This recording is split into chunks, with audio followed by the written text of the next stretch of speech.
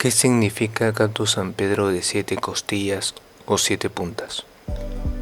El cactus San Pedro, Echinopsis pachanoi o Trichocereus pachanoi, es de las plantas suculentas que tienen espinas y tallos de color verde oscuro, siendo que por lo general tienen entre 5 a 8 costillas o puntas, pero el número de costillas puede variar y tener 4 costillas.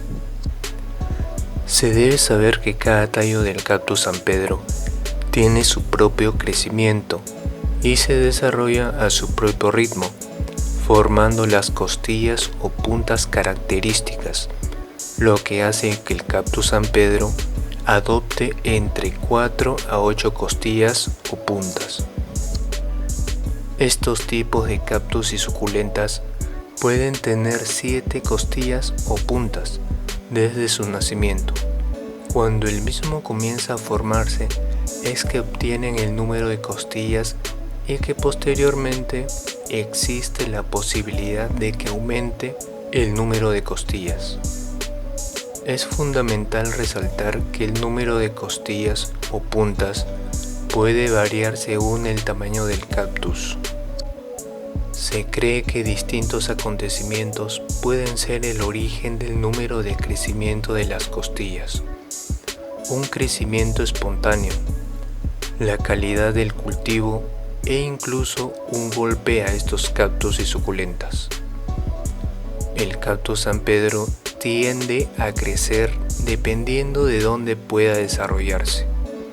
El crecimiento de estas suculentas puede llegar a medir 7 metros de altura. Los chamanes distinguen estos tipos de cactus y suculentas a partir del número de costillas que tienen. Los más raros son aquellos que tienen 4 costillas y se les considera como los más potentes. Se cree que el cactus San Pedro de 7 costillas o 7 puntas es el mejor, de modo que es el más buscado y el que tiene mayor precio en el mercado. Tanto que algunos curanderos tienen una especial preferencia solo por el cactus San Pedro de 4 costillas y el cactus San Pedro de 7 costillas.